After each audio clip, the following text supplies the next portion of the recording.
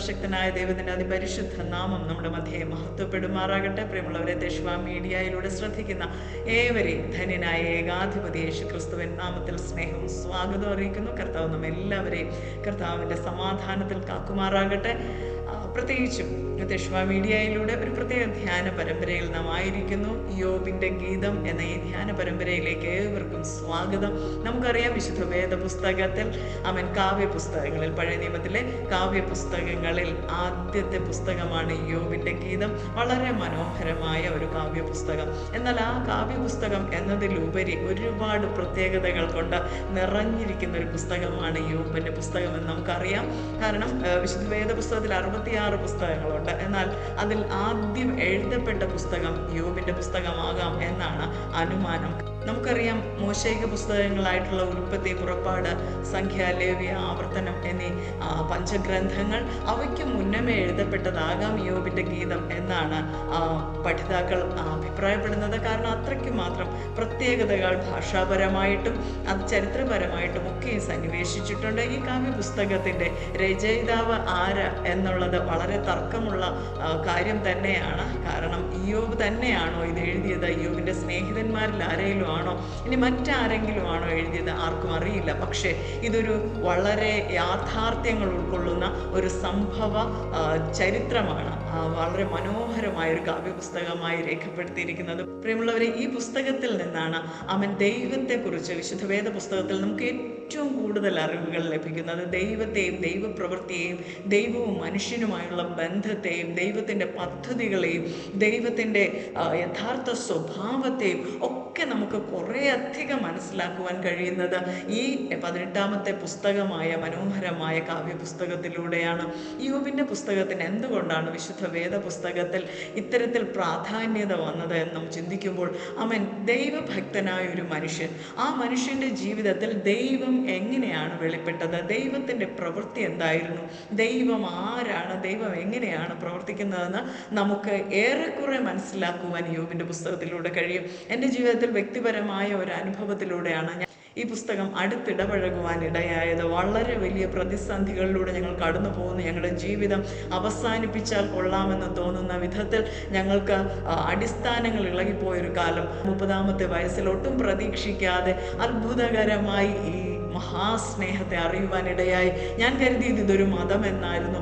ഞാൻ കരുതിയത് വിശുദ്ധ വേദ പുസ്തകത്തെ ഒരു മതഗ്രന്ഥമായിരുന്നു എന്നാണ്. അതുകൊണ്ട് തന്നെ ഞാൻ അത് കയ്യിലെടുക്കുവാൻ താല്പര്യപ്പെട്ടിരുന്നില്ല. എന്നാൽ പ്രിയമുള്ളവരെ പറയട്ടെ, ജീവന്റെ ആധാരമായിരിക്കുന്ന ദൈവത്തിൻ്റെ നിയമങ്ങളെ, മനുഷ്യനോട് ദൈവത്തിനെ അറിയിക്കുവാനുള്ള വ്യവസ്ഥകളെ അറിയിച്ചു തരുന്ന ഈ മനോഹരമായ പുസ്തകം എൻ്റെ കയ്യിലെടുക്കുവാൻ തുടങ്ങിയ നാൾ മുതൽ എൻ്റെ ജീവിതം മാറി, എൻ്റെ കുടുംബത്തിൻ്റെ അവസ്ഥ മാറി, ഞങ്ങളുടെ ചരിത്രം മാറി, ആത്മഹത്യ എന്നുള്ള ചിന്ത ഞങ്ങളിൽ നിന്ന് മാറിപ്പോയി. ജീവിക്കുവാനുള്ള ധൈര്യവും ബലവും ദൈവം തന്നു. ഞങ്ങൾ അഭിമുഖീകരിച്ചിരുന്ന സകല പ്രശ്നങ്ങളെയും ദൈവം പടിയായി ഞങ്ങളിൽ നിന്ന് മാറ്റി. അത്ഭുതകരമായ അനേക സംഭവങ്ങൾ ഞങ്ങളുടെ ജീവിതത്തിൽ സംഭവിച്ചു. എന്നാൽ അല്പകാലം കർത്താവിനെ അറിഞ്ഞ് അനുഗമിക്കാൻ തുടങ്ങിയപ്പോൾ, യേശു കർത്താവ് നല്ലവനാണെന്ന് അനുഭവിച്ചറിയാനുള്ള അവസരം കിട്ടിക്കഴിഞ്ഞപ്പോൾ വളരെ സന്തോഷത്തോടു കൂടി യേശു കർത്താവിൻ്റെ പാത പിന്തുടരാൻ ശ്രമിക്കുകയാണ്. പക്ഷേ വിശുദ്ധ വേദ പുസ്തകം എന്താണെന്ന് അറിയില്ല. വിശുദ്ധ വേദ പുസ്തകത്തിലെ കാര്യാദികളൊന്നും തന്നെ അറിയില്ല. എന്നാൽ അറിയാൻ ആഗ്രഹമുണ്ട്. അങ്ങനെ ഇരിക്കുമ്പോൾ പലരും വിളിച്ചിട്ട്, ഞങ്ങളുടെ വീട്ടിൽ ഒരു കൂട്ടായ്മയുണ്ട്, വന്ന് ശുശ്രൂഷിക്കണം എന്ന് പറഞ്ഞ് ഞങ്ങളെ ശുശ്രൂഷയ്ക്ക് വിളിക്കാൻ തുടങ്ങി. അത് കുറച്ചുകൂടി പ്രയാസമായി. കാരണം എന്താണ് മത്തായിയുടെ സുവിശേഷം, എന്താണ് ലൂക്കോസിൻ്റെ സുവിശേഷം, ആരാണ് ഈ 12 ശിഷ്യന്മാർ, എന്താണ് സുവിശേഷം എന്നൊക്കെ തന്നെ ശരിക്കും അറിഞ്ഞുകൂടാത്ത ഒരു കാലം. ആ സമയത്ത് വിശുദ്ധ വേദപുസ്തകം ഒന്ന് വായിച്ചെങ്കിൽ കൊള്ളാമായിരുന്നു. പ്രസംഗങ്ങൾ കേൾക്കുമ്പോൾ അവിടുന്ന് ഇവിടുന്ന് ഒക്കെ എന്തെങ്കിലുമേ കേൾക്കുന്നുള്ളൂ. ശരിക്കും ഇരുന്നൊന്ന് വായിക്കാനുള്ള സമയം കിട്ടുന്നില്ല. ഞാനൊരു ടീച്ചറായിരുന്നു. അധ്യാപനത്തോടൊപ്പം തന്നെ മീഡിയ വർക്ക് ചെയ്തിരുന്നു. അങ്ങനെ ദൂരദർശനിലും ആകാശവാണിയിലും വർക്ക് ചെയ്യുന്ന സമയം വളരെ തത്രപ്പെട്ട് ഓടുന്ന സമയത്ത് അല്പമൊന്ന് ബൈബിൾ വായിക്കുമെന്നല്ലാതെ ആധികാരികമായി വായിക്കാൻ സമയമില്ല. അങ്ങനെ ഇരിക്കുമ്പോൾ ദൈവത്തോട് വെറുതെ ഒന്ന് പറഞ്ഞു, 1 മാസം ലീവ് എടുത്ത് വീട്ടിലിരിക്കാൻ പറ്റിയിരുന്നു എങ്കിൽ സ്വസ്ഥമായിട്ട് ബൈബിളൊന്ന് വായിക്കാമായിരുന്നു എന്ന്. പ്രിയമുള്ളവരെ, അത്ഭുതകരമായി പറയട്ടെ, ചില ദിവസങ്ങൾക്കുള്ളിൽ എനിക്ക് ചിക്കൻ ബോക്സ് എന്ന പ്രയാസം വന്നു. ആ രോഗം വന്നത് നിമിത്തം 1 മാസത്തോളം ഞാൻ എൻ്റെ ഭവനത്തിൽ ഒറ്റയ്ക്കായിരിക്കുവാൻ ചെയ്യുവാൻ ഇടയായി. എൻ്റെ പ്രിയപ്പെട്ടവരൊക്കെ അവിടുന്ന് മാറേണ്ടി വന്നു, എൻ്റെ കുഞ്ഞ് പൈതലുണ്ടായിരുന്നത് കാരണം. അപ്പോൾ എല്ലാവരും മാറിയപ്പോൾ എനിക്ക് സ്വാതന്ത്ര്യത്തോടു കൂടി, എൻ്റെ ശരീരത്തിൽ ഒത്തിരി ബുദ്ധിമുട്ടുകൾ ഉണ്ടായിരുന്നുവെങ്കിലും വിശുദ്ധ വേദ പുസ്തകം വായിക്കുവാനുള്ള കൃപ ദൈവം നൽകി തന്നു. ഏറെക്കുറെ വായിച്ചു, നന്നായി വായിച്ചു എന്ന് പറയാൻ പറ്റില്ല, ആദ്യത്തെ വായനയാണ്. പക്ഷേ എന്നെ ഏറ്റവും കൂടുതൽ ഹൃദയത്തിൽ സ്പർശിച്ച പുസ്തകം യോബിൻ്റെ പുസ്തകമാണ്. യോബിൻ്റെ പുസ്തകം വായിക്കുമ്പോൾ ഞാൻ എൻ്റെ ജീവിതത്തെ തന്നെയാണ് കാണുന്നത്. അതായത് എൻ്റെ ബാല്യത്തിലെ സമൃദ്ധി, അത് കഴിഞ്ഞിട്ട് ഒന്നുമല്ലാതായി ഉഴന്ന് നടക്കുന്ന ഒരു അനുഭവം, എല്ലാവരുടെ മുന്നിലും പരിഹാസ്യമായ ഒരു കാലഘട്ടം. അത് കഴിഞ്ഞിട്ട് ജീവൻ്റെ നാഥനായ യേശു കർത്താവിനെ കണ്ടെത്തിയപ്പോൾ, അവൻ ദൈവത്തിൻ്റെ സാന്നിധ്യം അറിഞ്ഞു കഴിഞ്ഞപ്പോൾ എൻ്റെ ജീവിതത്തിലുണ്ടായ മാറ്റങ്ങൾ, ഇതൊക്കെ അനുഭവിച്ചറിയുമ്പോൾ അതിനുള്ളിലൂടെ ദൈവത്തിൻ്റെ ഇടപെടലും, ദൈവത്തെക്കുറിച്ച് യോബിൻ്റെ സ്നേഹിതന്മാരും യോബും പറഞ്ഞ ഓരോ അനുഭവങ്ങളും എനിക്ക് എൻ്റെ വ്യക്തിപരമായ അനുഭവങ്ങളായിട്ട് തോന്നുവാൻ തുടങ്ങി. അത്തരത്തിൽ എന്നെ വളരെയധികം ആകർഷിച്ചു കഴിഞ്ഞപ്പോൾ ഈ പുസ്തകം ഒന്ന് ശുശ്രൂഷിക്കണം എന്നുള്ള ആഗ്രഹം എൻ്റെ ഉള്ളിൽ ദൈവം കാലങ്ങൾക്ക് ശേഷം നൽകുവാനിടയായി. അങ്ങനെ പല സ്ഥലങ്ങളിലും ശുശ്രൂഷയ്ക്ക് കടന്നു പോകുമ്പോൾ യോബിൻ്റെ പുസ്തകത്തിൽ നിന്ന് എവിടെ നിന്നെങ്കിലും ഒന്ന് ശുശ്രൂഷിക്കുക എന്നുള്ളത് ദൈവം ഉള്ളിൽ തരുന്ന നിർബന്ധമായിട്ട് മാറി. ആരംഭിക്കുന്നത് ഊസ് ദേശത്ത് യോബ് എന്ന പേരുള്ള ഒരു പുരുഷൻ ഉണ്ടായിരുന്നു. ധാരാളം പേരുള്ള ഊസ് ദേശത്ത്, പ്രിയമുള്ളവരെ പറയട്ടെ, യോബ് എന്ന പേരുള്ള ഒരു മനുഷ്യനുണ്ടായിരുന്നു. അത് നമ്മൾ പാർക്കുന്ന ദേശത്ത് അങ്ങനെ പ്രത്യേകിച്ച് നമ്മുടെ പേരെടുത്ത് പറയത്തക്ക രീതിയിലൊരു സ്വാധീനം ചെലുത്തുവാൻ നമുക്ക് ആർക്കെങ്കിലും കഴിഞ്ഞിട്ടുണ്ടോ? നമുക്ക് അല്പം ഒന്ന് ചിന്തിച്ച് മുന്നോട്ട് പോകുന്നത് അനുഗ്രഹമായിരിക്കും. നാം ഈ ഭൂമിയിൽ ജനിക്കുന്നു, ആമേൻ, 60, 70, 80 വർഷം ജീവിക്കുന്നു, കഴിഞ്ഞു പോകുന്നു. എന്നാൽ അതിൽ ബഹുഭൂരിപക്ഷം പേരും സ്വന്തം കാര്യങ്ങൾ നോക്കി, സ്വന്തം കാര്യങ്ങൾ തൃപ്തിപ്പെട്ട് നേടിയെടുക്കാവുന്നതൊക്കെ നേടിയെടുത്ത് അവസാനം 2 കൈകളും ശൂന്യമായി വന്നതുപോലെ മടങ്ങി പോവുകയാണ് ചെയ്യുന്നത്. എന്നാൽ നാം ഈ ഭൂമിയിൽ ജീവിച്ചിരിക്കുമ്പോൾ അവൻ 10 പേരുടെ പേരെടുക്കുമ്പോൾ അതിലൊരാളായി മാറുവാൻ നമുക്ക് കഴിഞ്ഞിട്ടുണ്ടോ? ഇവിടെ യോബിനെ കുറിച്ച് പറയുന്നു, ഊസ് ദേശത്ത് ഒരു പുരുഷനുണ്ടായിരുന്നു. ഹല്ലേലൂയ. 4 പ്രധാന ഗുണങ്ങളാണ് യോബിനെ കുറിച്ച് 1-ാം വാക്യത്തിൽ തന്നെ രേഖപ്പെടുത്തിയിരിക്കുന്നത്. നേരുള്ളവനാണ്, നിഷ്കളങ്കനാണ്, ദൈവഭക്തനാണ്, ദോഷം വിട്ടകലുന്നവനാണ്. പ്രിയമുള്ളവരെ, വളരെയധികം ചിന്തിക്കേണ്ടിയ 4 സ്വഭാവ ഗുണങ്ങളാണിത്. അവൻ ദൈവഭക്തനായിരുന്ന, യഹോവ ഭക്തനായിരുന്ന, സ്രഷ്ടാവിനെ ഭയന്നിരുന്ന, ദൈവത്തെ ആരാധിച്ചിരുന്ന യോബിൻ്റെ സ്വഭാവം. അവൻ നാം ഓരോരുത്തരിലും ദൈവം കാണുവാൻ ആഗ്രഹിക്കുന്ന 4 പ്രത്യേക തരം സ്വഭാവങ്ങളാണ്. നേരുള്ളവനായിരിക്കണം, അവൻ നിഷ്കളങ്കനായിരിക്കണം, അവൻ ദൈവഭക്തനായിരിക്കണം, ദോഷം വിട്ടകലുന്നവനായിരിക്കണം. ഈ 4 സ്വഭാവങ്ങളെക്കുറിച്ച് നമുക്ക് അല്പമായൊന്ന് ചിന്തിക്കാവുന്നതാണ്. അവൻ ആദ്യമായി പറയുന്നു, അവൻ നിഷ്കളങ്കനായിരുന്നു. നിഷ്കളങ്കൻ. നമുക്ക് ജനിച്ചു കഴിഞ്ഞാൽ ഒരു കുഞ്ഞിനെ കാണുമ്പോൾ, അതായത് ഒരു 3 മാസമോ 6 മാസമോ അല്ലെങ്കിൽ 1 വയസ്സോ ഒക്കെ പ്രായമാകുന്നതിനുള്ളിലുള്ള ഒരു കുഞ്ഞിനെ കാണുമ്പോൾ നമുക്ക് തോന്നില്ലേ ആ കുഞ്ഞിൻ്റെ ആ ഒരു നിഷ്കളങ്കത? ഏത് മനുഷ്യനും ജനിച്ച കുഞ്ഞായിക്കോട്ടെ, ആരുടെ ഉദരത്തിൽ ജനിച്ച കുഞ്ഞോ ആയിക്കോട്ടെ, അവൻ ആ കുഞ്ഞിൻ്റെ മുഖത്തേക്ക് നോക്കുമ്പോൾ ഒരു നിഷ്കളങ്ക ഭാവം നമുക്ക് കാണുവാൻ കഴിയും. നമ്മൾ അതിനെ നിഷ്കളങ്കത എന്ന് വിളിക്കും. എന്നാൽ ആ കുഞ്ഞ് വാസ്തവത്തിൽ നിഷ്കളങ്കമായ അനുഭവത്തിലാണ്. നമുക്ക് പറയുവാൻ കഴിയുമോ? പ്രിയമുള്ളവരെ, ആ ശൈശവാവസ്ഥയിലായിരിക്കുമ്പോൾ തന്നെ നമുക്ക് ശ്രദ്ധിച്ചാൽ മനസ്സിലാകും പല കാര്യങ്ങളിലും ആ കുഞ്ഞ് കളങ്കപ്പെട്ടിരിക്കുകയാണ്. അതിൻ്റെ ഓരോ ചലനങ്ങളിലും പ്രവൃത്തികളിലും നമുക്കത് മനസ്സിലാക്കുവാൻ കഴിയും. അവൻ ജനിക്കുന്ന ഒരു കുഞ്ഞ് അവൻ ആ നിഷ്ക്രിയ അവസ്ഥയിലായിരിക്കുമ്പോൾ, അതായത് സ്വയം ഒന്നും ചെയ്യാൻ കഴിയാതിരിക്കുന്ന ആ ബലഹീന പ്രായത്തിലായിരിക്കുമ്പോൾ, ഒന്നും ചെയ്യാതിരിക്കുന്നതിനെ നമ്മൾ നിഷ്കളങ്ക അവസ്ഥ എന്ന് വിളിക്കാറുണ്ട്. ശരിക്കുള്ള നിഷ്കളങ്ക അവസ്ഥ നമുക്ക് ബൈബിൾ പഠിക്കുമ്പോൾ മനസ്സിലാകും. കളങ്കം എന്താണ് എന്നറിഞ്ഞിട്ട് ആ കളങ്കത്തെ വേണ്ട എന്ന് ചിന്തിച്ച് അതിനെ മാറ്റി നിർത്തുന്നതാണ് നിഷ്കളങ്ക ഭാവം. നമ്മുടെ ജീവിതത്തിൽ ഒരു കളങ്കം, ഒരു അഴുക്ക് കടന്നു വരുവാൻ സാധ്യതയുണ്ട് എന്ന് മനസ്സിലാക്കുമ്പോൾ അതിനെ വേണ്ട എന്ന് വെക്കുന്നതാണ് ശരിക്കുള്ള നിഷ്കളങ്കത. അവൻ നിഷ്കളങ്കമായ അനുഭവം. എന്തുമാത്രം കളങ്ക സ്വഭാവങ്ങളുണ്ട്, ചിന്തകളിലുണ്ട്, വിചാരങ്ങളിലുണ്ട്, പ്രവൃത്തികളിലുണ്ട്, ഇടപെടലുകളിലുണ്ട്. അഴുക്ക് പറ്റാത്ത മേഖലകൾ വളരെ കുറവാണ്. നമ്മുടെ വ്യക്തി ജീവിതത്തിൽ, സ്വകാര്യ ജീവിതത്തിൽ കളങ്കങ്ങളുണ്ട്. എന്നാൽ അതൊക്കെ തിരിച്ചറിഞ്ഞ് ഓരോ കല്ലും പെറുക്കിക്കളഞ്ഞ ഒരു കൃഷിനിലം എങ്ങനെയാണോ ഒരുക്കുന്നത്, അതുപോലെ നാം നമ്മുടെ വ്യക്തി ജീവിതത്തിൽ അവൻ കളങ്കരഹിതമായ ഒരു ജീവിതത്തിലേക്ക് മാറ്റപ്പെടുന്നെങ്കിൽ, നമ്മുടെ സ്വഭാവത്തിൽ കളങ്കരഹിതമായ ഒരു ജീവിതം നമുക്ക് മാറി വരുവാൻ കഴിയുന്നെങ്കിൽ ആ നിഷ്കളങ്ക അവസ്ഥ ദൈവം ഇഷ്ടപ്പെടുന്നു. ആമേൻ. പ്രിയമുള്ളവരെ പറയട്ടെ, അതിനെ വിശുദ്ധ വേദപുസ്തകം പറയുന്നു മാനസാന്തരം. ആമേൻ. നമുക്ക് ആ മാനസാന്തര അനുഭവം ജീവിതത്തിൽ ഉണ്ടാകട്ടെ, നിഷ്കളങ്കമായ അനുഭവം. യോബിന് ഒരു കളങ്കവും ഇല്ലാത്തത് കൊണ്ടല്ല അദ്ദേഹത്തെ നിഷ്കളങ്കൻ എന്ന് വിളിച്ചത്. അദ്ദേഹത്തെക്കുറിച്ച് നമ്മളത് കുറച്ച് അടുത്ത അധ്യായങ്ങളിലേക്ക് കടന്ന് പഠിക്കുമ്പോൾ ധ്യാനിക്കുമ്പോൾ നമുക്ക് മനസ്സിലാകുന്ന ഒരു കാര്യം, തൻ്റെ കണ്ണുകൊണ്ട് പാപം ചെയ്യാതിരിക്കാൻ കണ്ണുമായിട്ടൊരു നിയമം ചെയ്ത വ്യക്തിയാണ് യോബ്. അങ്ങനെയാണ് അദ്ദേഹത്തിൻ്റെ നിഷ്കളങ്കത സ്ഥാപിച്ചെടുത്തത്. അല്ലാതെ ജനിച്ചപ്പോഴേ ഒരു തെറ്റും ചെയ്യാതെ ജീവിച്ചു വന്ന ഈ 10 മക്കളെയൊക്കെ വളർത്തി ഇത്ര വലിയ സമ്പന്നനായി തീർന്ന ഒരു മനുഷ്യനല്ല യോബ്. അവൻ ജീവിതത്തിലെ തെറ്റുകളിൽ, ജീവിതത്തിലെ വീഴ്ചകളിൽ, ക്രമപ്പെടുത്തലുകൾ കൊണ്ട് നിഷ്കളങ്കത വരിച്ച ആളാണ്. അവൻ നിഷ്കളങ്കത ആർജിച്ചവനാണ്, നിഷ്കളങ്കത പ്രാപിച്ചവനാണ് യോബ്. ഹല്ലേലൂയ. അതുകൊണ്ട് തന്നെ ആദ്യത്തെ സർട്ടിഫിക്കറ്റ് അവൻ നിഷ്കളങ്കനായിരുന്നു. പ്രിയമുള്ളവരെ, ഇവിടെ പറയുന്നു യോബ് നേരുള്ളവനായിരുന്നു. എങ്ങനെയാണ് യോബ് നേരുള്ളവനായത്? നമുക്കറിയാം, അന്ന് വിശുദ്ധ വേദപുസ്തകം യോബിന് കിട്ടിയിരിക്കണമെന്നില്ല. അവൻ പഠനങ്ങളിലൂടെ നമുക്ക് മനസ്സിലാകുന്നത് യോബിന്റെ പുസ്തകത്തിൽ വിശുദ്ധ തിരുവെഴുത്തുകളിൽ ആദ്യത്തെ 5 പുസ്തകമായ ഉൽപ്പത്തി, പുറപ്പാട്, സംഖ്യ, ലേവ്യ, ആവർത്തന പുസ്തകങ്ങളിൽ പറഞ്ഞിരിക്കുന്ന യാതൊരു തരത്തിലുള്ള കാര്യാദികളും തൻ്റെ ജീവിതത്തിൽ, അല്ലെങ്കിൽ ന്യായപ്രമാണത്തിൻ്റെ യാതൊരു തരത്തിലുള്ള കാര്യാദികളും തൻ്റെ ജീവിതത്തിൽ കടന്നു വന്നതായി നാം കാണുന്നില്ല. അതിൽ നിന്ന് തന്നെ നമുക്ക് മനസ്സിലാകുന്നത് ന്യായപ്രമാണം ദൈവം നൽകുന്നതിനും മോശ ഈ 5 പുസ്തകങ്ങൾ എഴുതുന്നതിനും മുന്നമേ തന്നെ യോബിൻ്റെ പുസ്തകം എഴുതപ്പെട്ടു എന്നാണ്. യോബിൻ്റെ പുസ്തകം അത്തരത്തിൽ എഴുതപ്പെട്ടപ്പോൾ യോബിൻ്റെ ഈ കാഴ്ചപ്പാട്, അല്ലെങ്കിൽ ഈ സത്യത്തിൽ നടക്കുന്ന, നേരെയുള്ള പാതയിൽ നടക്കുന്ന നേരുള്ളവൻ എന്ന പേര് എങ്ങനെ യോബ് സമ്പാദിച്ചു? പറയട്ടെ പ്രിയമുള്ളവരെ, ദൈവവുമായി ശരിയായ ബന്ധത്തിൽ ജീവിക്കുന്ന ഒരു മനുഷ്യനെ ദൈവം തൻ്റെ പാതകളെ പഠിപ്പിച്ചു കൊടുക്കുന്നു. തൻ്റെ പാതകളിൽ നടത്തി പഠിപ്പിക്കുന്ന ദൈവമാണ് നമ്മുടെ ദൈവം. ആ ദൈവത്തിൻ്റെ മഹാസാന്നിധ്യത്തിനായിട്ട് നമുക്ക് സ്തോത്രം ചെയ്യാം. നിങ്ങൾ ആരെങ്കിലും ദൈവവചനം പഠിക്കുവാൻ ആഗ്രഹിക്കുന്നെങ്കിൽ ഈ സമയം ദൈവത്തോട് പറഞ്ഞാട്ടെ, കർത്താവെ, എന്നെ ആ വചനത്തിൽ നടത്തി പഠിപ്പിക്കണമേ, എൻ്റെ ദൈവത്തിൻ്റെ വഴിയിൽ നടത്തി പഠിപ്പിക്കണമേ. ഞാനൊരു നേരുള്ളവനായി, നേരുള്ളവളായി മാറട്ടെ, എൻ്റെ ജീവിതം മാറട്ടെ, എൻ്റെ ദൈവത്തിന് ഇഷ്ടമായ, ദൈവത്തിന് അനുരൂപമായ ഒരു സ്വഭാവം എന്നിൽ രൂപപ്പെടട്ടെ എന്ന് പ്രാർത്ഥിക്കാം. നമ്മുടെ പ്രാർത്ഥന നിശ്ചയമായും ദൈവം കേൾക്കും.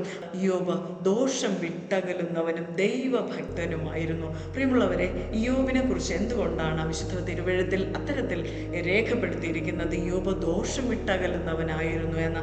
അവൻ നമ്മുടെ ജീവിതത്തിലേക്ക് അവൻ ദൈവവുമായിട്ടുള്ള ബന്ധം നശിപ്പിക്കുന്നതാണ് ദോഷ സ്വഭാവം. അവൻ ദോഷകരമായ കാര്യങ്ങൾ, അതിനെ വിട്ടകലുക എന്നുള്ളത് ഒരു ദൈവ പൈതൽ എന്നുള്ള നിലയിൽ, ഒരു ദൈവഭക്തൻ എന്നുള്ള നിലയിൽ നമുക്ക് ഓരോരുത്തർക്കും ആവശ്യമാണ്. ഏറ്റവും വലിയ ഉദാഹരണം ഏതാണെന്ന് വെച്ചാൽ ഏദൻ തോട്ടത്തിലെ ആ വീഴ്ച തന്നെയാണ്. പ്രിയമുള്ളവരെ, നമുക്കറിയാം ഏദൻ തോട്ടത്തിൽ ആദം ഹവ്വമാർക്ക് സംഭവിച്ചത് എന്താണ്? അവർ ദോഷം വിട്ടകന്നില്ല. അവൻ ഏദൻ തോട്ടത്തിൽ എന്തിനാണ് ആദം ഹവ്വമാരെ ആക്കി വെച്ചത്? ദൈവം സകലതും സൃഷ്ടിച്ചാക്കിയതിനു ശേഷം ഏദൻ തോട്ടത്തെ കാക്കുവാനായി ആദം ഹവ്വമാരെ ഏൽപ്പിക്കുമ്പോൾ ദൈവം അവരോട് പറഞ്ഞത് സകലത്തിന്മേലും വാഴുവാനാണ്, ഭൂമിയിൽ പെറ്റുപെരുകി സകലത്തിന്മേലും വാഴുവാനാണ്. അപ്പോൾ അവരുടെ വാഴ്ചയുടെ, അതായത് ആദം ഹവ്വമാരുടെ വാഴ്ചയുടെ ആസ്ഥാനമായി ഇരിക്കേണ്ടുന്ന ഏദൻ തോട്ടത്തിൽ അവർ ദോഷം വിട്ടകലാൻ തയ്യാറായില്ല. എവിടെയും ദോഷം വരാം. അവൻ ദോഷകരമായ കാര്യങ്ങൾ എവിടെയും വരാം. എന്നാൽ ആ ദോഷത്തെ തിരിച്ചറിയുക എന്നുള്ളതാണ് ഒരു ദൈവ പൈതലിനെ സംബന്ധിച്ചിടത്തോളം ഏറ്റവും പ്രധാനപ്പെട്ട കാര്യം. സങ്കീർത്തന പുസ്തകത്തിൽ അവൻ ദൈവം ഈ സൃഷ്ടിപ്പിനെ കുറിച്ച് രേഖപ്പെടുത്തിയിരിക്കുന്നത് ഇപ്രകാരമാണ്: ദൈവത്തെക്കാൾ അല്പം മാത്രം താഴ്ത്തി തേജസ്സും ബഹുമാനവും അണിയിച്ചിരുന്നു എന്ന്. അവൻ മനുഷ്യന്റെ മേൽ ദൈവം അണിയിച്ചിരുന്നത് തേജസ്സും ബഹുമാനവുമാണ്. ആ മാന്യ പദവിയിൽ നിൽക്കുന്ന ഹവ്വയ്ക്ക് അവൻ പ്രലോഭനങ്ങളുമായിട്ട് വന്ന ആ സാത്താനിലൂടെ വന്നിരുന്ന ദോഷത്തെ തിരിച്ചറിയുവാൻ കഴിയണമായിരുന്നു. അതിനെ അവിടം വിട്ടു. ഹവ്വ ആ സർപ്പത്തിന്റെ വാക്കുകളെ അനുസരിച്ചു, അല്ലെങ്കിൽ പിശാചിന്റെ സ്വാധീന വലയത്തിലായി അവൻ്റെ പ്രലോഭനത്തിൽ കുടുങ്ങി. എന്നാൽ ആദമേ, നീ എവിടെയാണ്? ആദമിന് ചിന്തിക്കാമായിരുന്നു, ഞങ്ങൾ ദൈവത്തെ പോലെ ആയിരുന്നല്ലോ, ഈ ഹവ്വ ഇപ്പോൾ ആ തേജസ് നഷ്ടപ്പെടുത്തുകയാണല്ലോ, ദൈവത്തിൻ്റെ കൽപ്പന ലംഘിക്കുകയാണല്ലോ എന്ന് ചിന്തിക്കുവാൻ ആദമിനും കഴിഞ്ഞില്ല. പ്രിയമുള്ളവരെ പറയട്ടെ, രണ്ടുപേരും ആ ദോഷത്തിന് കീഴിലായി തീർന്നു. അത് കഴിഞ്ഞിട്ട് നമുക്കറിയാം, അവർ ആ ദോഷത്തെ മറയ്ക്കുവാൻ വ്യത്യസ്തമായ ദോഷങ്ങളിലേക്ക് കടന്നു. അത് പാപമായി, പാപക്കറയായി, ജീവിതത്തിൽ ദൈവവുമായിട്ടുള്ള ബന്ധം എന്നേക്കും നഷ്ടപ്പെടുത്തുന്ന, തങ്ങളുടെ തേജസ് നഷ്ടപ്പെടുത്തുന്ന, തങ്ങളുടെ ബഹുമാനം നഷ്ടപ്പെടുത്തിയ, തങ്ങളുടെ പദവിയിൽ നിന്ന് വീഴുന്ന, തങ്ങളുടെ അധികാരം മുഴുവനും ദുഷ്ടൻ അടിയറവ് വയ്ക്കുന്ന ഒരു അബദ്ധ സഞ്ചാരത്തിലേക്ക് അവൻ അധപ്പതിച്ചു പോയി. പ്രിയമുള്ളവരെ പറയട്ടെ, അവൻ ദോഷം വിട്ടകലാത്ത ഓരോ വ്യക്തിയിലും ഇത്തരത്തിലുള്ള ആദമ്യ പാപം കടന്നുകൂടും. അവൻ പടിയായി അവൻ ദുഷ്ടന്റെ മാർഗത്തിലേക്ക് നടക്കും. അവൻ ദോഷത്തെ നാം തിരിച്ചറിയുന്നത് എങ്ങനെയാണ്? ഒരിക്കലും നമ്മുടെ ഈ മാനുഷിക സ്വഭാവം കൊണ്ട് തിരിച്ചറിയാൻ കഴിയില്ല. ദൈവവുമായി ശരിക്കുള്ള ബന്ധത്തിലായിരിക്കുമ്പോൾ മാത്രമേ നമുക്ക് ദോഷത്തെ തിരിച്ചറിഞ്ഞ് അതിനെ ഉപേക്ഷിക്കുവാൻ കഴിയുകയുള്ളൂ. അങ്ങനെ ഉപേക്ഷിക്കണമെങ്കിൽ നിരന്തരമായി ദൈവവുമായിട്ടുള്ള ബന്ധത്തിൽ നാം ആയിരിക്കണം. അതിനായി ദൈവം നമ്മെ സഹായിക്കും. തുടർന്ന് അവിടെ ധ്യാനിക്കുന്നത് ഇപ്രകാരമാണ് പ്രിയമുള്ളവരെ. അവൻ ദൈവവചനം രേഖപ്പെടുത്തിയിരിക്കുന്നു, അവൻ ദൈവഭക്തനായിരുന്നു. അവൻ ഇയ്യോബിൻ്റെ ഏറ്റവും മനോഹരമായ സ്വഭാവ വിശേഷത, അവൻ ദൈവഭക്തനായിരുന്നു. അയ്യോ, അത് വായിക്കുമ്പോൾ നമുക്ക് അതിശയം തോന്നി, ഇങ്ങനൊരു ഭക്തിയുണ്ടോ, ഇങ്ങനൊരു ദൈവസ്നേഹമുണ്ടോ, ഇങ്ങനെയൊരു ദൈവാശ്രയമുണ്ടോ, ഇങ്ങനെയൊരു ദൈവത്തിലുള്ളൊരു സമർപ്പണമുണ്ടോ, ഇങ്ങനെയൊരു മനുഷ്യനുണ്ടോ? ഹല്ലേലൂയ. അവൻ പ്രിയമുള്ളവരെ, നമ്മുടെ ജീവിതത്തിൽ ഇത്തരത്തിൽ അന്ധമായി അവൻ ദൈവത്തെ വിശ്വസിക്കുവാൻ നമുക്ക് കഴിയട്ടെ. അവൻ അന്ധമായി എന്ന് പറയുമ്പോൾ നമ്മൾ സാധാരണ പറയുന്ന അന്ധവിശ്വാസം എന്നുള്ള അർത്ഥത്തിലല്ല.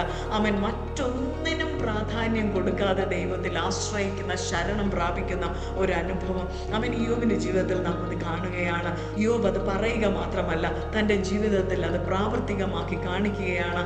അവൻ യഹോവ തന്നെ ആശ്രയമാണെന്ന് അവൻ അത്തരത്തിലുള്ള മനോഹരമായ ഭക്തി കാഴ്ചവെക്കുന്ന ഒരു ഭക്തനെ നമുക്ക് പരിചയപ്പെടുവാൻ അവൻ മനോഹരമായൊരു പുസ്തകമാണ് ഇയ്യോബ്. അവൻ ഇയ്യോബ് എന്ന ഈ പുസ്തകത്തിലൂടെ തുടർന്ന് നമുക്ക് ഇയ്യോബിൻ്റെ സ്വഭാവ സവിശേഷതകൾ മനസ്സിലാക്കിയെടുക്കാം. പ്രിയമുള്ളവരെ, ഈ 4 പ്രത്യേകതകളുടെ അടിസ്ഥാനത്തിൽ തന്നെ ഇതിലുള്ള ഓരോ അധ്യായങ്ങളെയും നമുക്ക് ആഴത്തിൽ വിശകലനം ചെയ്ത് ധ്യാനിക്കുവാൻ കഴിയും. അത് നമ്മുടെ ആത്മമനുഷ്യനെ വളർത്തുന്നതായി തീരും.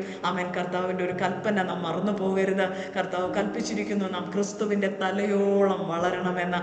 അവൻ കർത്താവായ ദൈവം, അവൻ സ്വർഗസ്ഥ പിതാവ് തൻ്റെ പൊന്നോമന പുത്രനെ കാൽവരി ക്രൂശിൽ തകർത്ത് നമുക്ക് ഓരോരുത്തർക്കുമായിട്ട് നൽകി തന്നത് നാം ആ ക്രിസ്തുവിൻ്റെ തലയോളം വളരാനാണ്. അവൻ മരിച്ച് അടക്കപ്പെട്ട് ഉയർത്തെഴുന്നേറ്റ യേശു കർത്താവ് ഉയരത്തിൽ പിതാവിൻ്റെ വലതു ഭാഗത്ത് നമുക്കായി ജാഗരിക്കുന്നത് കൊണ്ട് നാം ചെയ്യുന്ന ഓരോ പ്രവൃത്തിയിലും അത്തരത്തിലുള്ളൊരു വളർച്ച നൽകുവാൻ ദൈവം കൃപാനിധിയാണ്.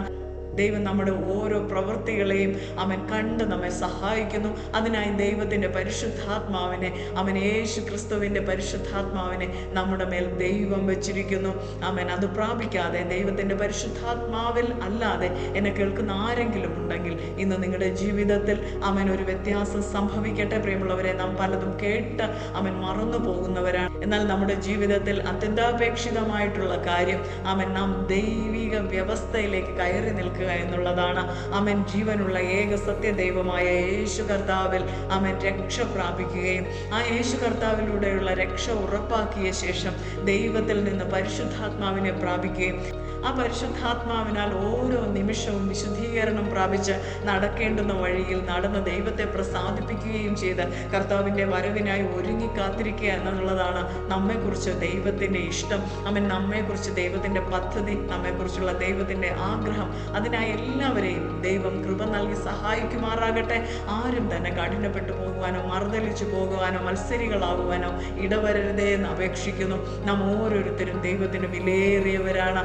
നമ്മുടെ വേദനകൾ അറിയുന്ന ദൈവം, നമ്മുടെ അവസ്ഥകൾ അറിയുന്ന, നമ്മുടെ ഏത് തരത്തിലുമുള്ള ഭാരങ്ങൾ, പ്രയാസങ്ങൾ അറിയുന്ന ദൈവം അതിൽ നിന്നൊക്കെയും വിടുവിക്കും. ഞാൻ എൻ്റെ ജീവിതത്തിൽ പല തവണ ദൈവത്തിൻ്റെ പ്രവൃത്തിയെ അനുഭവിച്ച വ്യക്തിയാണ്. വ്യക്തിപരമായ ജീവിതത്തിൽ, കുടുംബ ജീവിതത്തിൽ, തലമുറകളുടെ വിഷയത്തിൽ, ഞങ്ങളുടേതായിട്ടുള്ള സകല കാര്യാദികളിലും ദൈവം വ്യക്തമായി ഇടപെടുന്നത് അനുഭവിക്കുവാൻ ദൈവം ഭാഗ്യം നൽകിയ വ്യക്തിയാണ്. അതുകൊണ്ട് തന്നെ ധൈര്യത്തോടെ പറയട്ടെ, ആശ്രയം ദൈവത്തിലായിരിക്കുമ്പോൾ ദൈവമെന്ന് വിളിക്കുന്ന ഏതെങ്കിലും ഒരു സങ്കല്പത്തിലല്ല, ജീവനുള്ള ഏക സത്യ ദൈവത്തിൽ, വിശുദ്ധ വേദപുസ്തകം പരിചയപ്പെടുത്തുന്ന ജീവന്റെ ഉടമസ്ഥനായ നമ്മുടെ പിതാവാം ദൈവം ദൈവത്തിൽ, സ്രഷ്ടാവാം ദൈവത്തിൽ, തൻ്റെ പൊന്നോമന പുത്രനായ യേശു ക്രിസ്തുവിൽ, നമ്മുടെ അരുമരക്ഷകനായ യേശു ക്രിസ്തുവിൽ, ആ യേശു കർത്താവിലൂടെ നമുക്ക് ദൈവം നൽകി തന്ന പരിശുദ്ധാത്മാവിൽ, പിതൃപുത്ര പരിശുദ്ധാത്മാവ് ആകുന്ന ഏക സത്യ ദൈവത്തിൽ നാം ആശ്രയം വെക്കുകയാണെങ്കിൽ നമ്മുടെ ജീവിതം മാറും.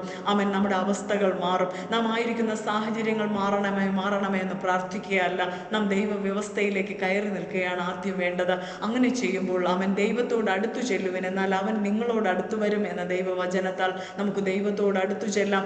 അതിനനുസരിച്ച് നമ്മളിലേക്ക് ദൈവത്തിൻ്റെ സാന്നിധ്യം വർദ്ധിച്ചു വരും. നാം ദൈവ പൈതലായി ദൈവ സ്നേഹത്തെയും ദൈവത്തിൻ്റെ സന്തോഷത്തെയും ദൈവിക സമാധാനത്തെയും ദൈവം നൽകുന്ന സൗജന്യമായ സൗഖ്യത്തെയും ഒക്കെ അനുഭവിക്കുവാനിടയാകും. എല്ലാ തരത്തിലും സമൃദ്ധി അനുഭവിക്കുവാൻ ദൈവം നമ്മെ സഹായിക്കും. നാം ഓരോരുത്തരെയും ആലോചന പറഞ്ഞു വഴി നടത്തുവാൻ മതിയായവനാണ്. ആ കൃപയിൽ നമുക്ക് ശരണം പ്രാപിക്കാം. നമുക്ക് പ്രാർത്ഥിക്കാം. കാരുണ്യവാനായ ദൈവമേ, ഞങ്ങളുടെ വാത്സല്യ സ്വർഗീയ പിതാവെ, അനുഗ്രഹിക്കപ്പെട്ടതും വിലയേറിയതുമായ സമയത്തിൽ അവൻ യോബിൻ്റെ ഗീതം എന്ന ഈ ധ്യാന പരമ്പരയിലായിരിക്കുന്ന എല്ലാ പ്രിയപ്പെട്ടവരെയും സ്തോത്രത്തോടെ ദൈവകരങ്ങളിൽ ഏൽപ്പിക്കുന്നു.